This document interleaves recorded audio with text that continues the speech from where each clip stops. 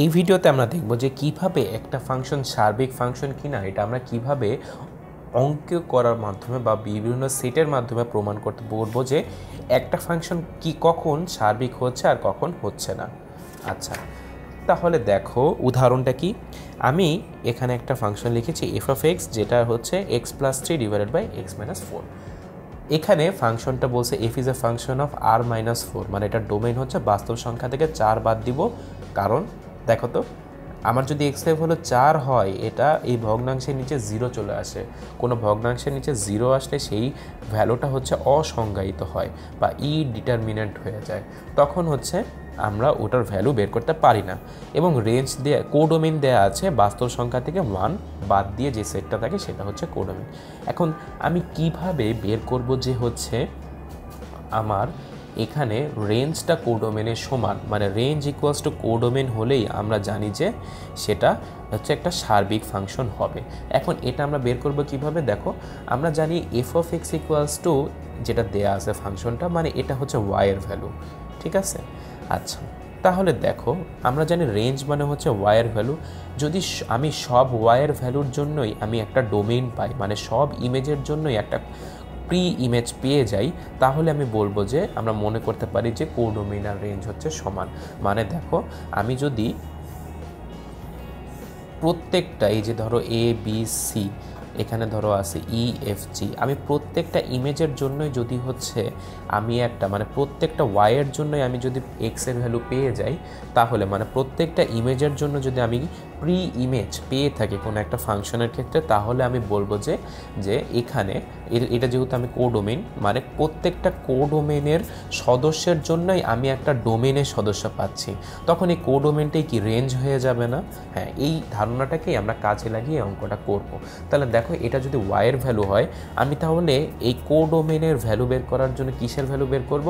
আমি এখান থেকে ওয়াইয়ের, এখানে কি এক্সের মাধ্যমে ওয়াইয়ের ভ্যালু আছে, এখন আমি বের করব হচ্ছে যে তোমার এক্সের ভ্যালু ওয়াইয়ের মাধ্যমে। তাহলে দেখো এটার জন্য কি করা লাগবে, আমি যদি একটু আর গুণ করি তাহলে x plus 3 equals to x y minus 4y। এখন আমি করব কি, আমি যেহেতু এক্সের ভ্যালু বের করতে চাই, সব এক্সগুলো একত্রে নিই, তাহলে x minus x y equals to minus 4y minus 3 শেষ। তারপর আমি যদি এখানে মাইনাসটা কমন নিই তাহলে 4y প্লাস 3, এখান থেকে এক্স কমন নিলে হবে আবার 1 মাইনাস ওয়াই শেষ। তাহলে অতএব এক্সের ভ্যালু কত, মাইনাস 4y প্লাস 3, নিচে থাকলো 1 মাইনাস ওয়াই। এখন আমি যদি উভয় পক্ষ হর লবকে -1 দিয়ে গুণ করি, তাহলে 4y plus 3 divided by y minus 1 হচ্ছে আমার থাকে।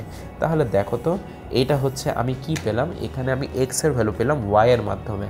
এখন এই এক্সের ভ্যালুটা, মানে আমি এক্সের ভ্যালুটা যদি আমি এখন এখানে এই প্রি ইমেজ হিসেবে ইউজ করি, তাহলে দেখা যাবে কি আমি ওয়াই পাবো নাকি, মানে আমি এক্সের সব ভ্যালুর জন্য প্রত্যেকটা ওয়াই পাবো নাকি, এটা আমি নির্ণয় করব। তাহলে দেখো আমরা এখন করি, তাহলে f of 4y plus 3 divided by y minus 1 বের করবো। তাহলে এক্সের জায়গায় আমি এই জিনিসটা বসিয়ে দিই, 4y plus 3 divided by y minus 1 plus 3 divided by তোমার হচ্ছে এখানে এক্স এর ভ্যালু মানে 4y plus 3 divided by y minus 1 minus 4 শেষ। তাহলে এইটা এখন আমি একটু ক্যালকুলেশন করবো। এই ক্যালকুলেশনের জন্য যদি আমি ওই মানে অন্য একটা পেজ ব্যবহার করি, তাহলে দেখো আমি এখানে ফাংশনটা তুলছি, এটার ভ্যালু কত আসে, 4y plus 3 divided by y minus 1 plus 3 divided by 4y plus 3 divided by y minus 1 minus 4। তাহলে শেষ, আমার এখন উপরে নিচে লসাগু হচ্ছে ওয়াই মাইনাস 1। ওয়াই মাইনাস 1 লসাগু হলে এটা যা ছিল তাই বসবে, প্লাস 3 দিয়ে হচ্ছে এটাকে গুণ করলে হয় 3y মাইনাস 3 শেষ। এখানেও আমার ওয়াই মাইনাস 1 হচ্ছে লসাগু, তারপর এটাকে এটা দিয়ে গুণ করলে তোমার 4y প্লাস 3 যা থাকবে, এখন 4 থেকে এটা মাইনাস করলে মাইনাস 4y মাইনাস মাইনাসে প্লাস 4 শেষ। তাহলে এখন কি হচ্ছে দেখো তো, এখানে এই 3 কাটা, তাহলে থাকলো কি 7y, আবার এই y মাইনাস 1 y মাইনাস 1 আমি কাটা দিতে পারি, তাহলে উপরে থাকলো 7y আর নিচে কত থাকলো দেখো তো, 4y কাটা প্লাস 3 আর প্লাস 4 হয় 7, তাহলে 7y মাইনাস ডিভাইডেড বাই 7 মানে শুধু y। তাহলে আমি কি পাচ্ছি যে দেখো, আমি তোমার এখানে আমার দেয়া ছিল y equals to F of x.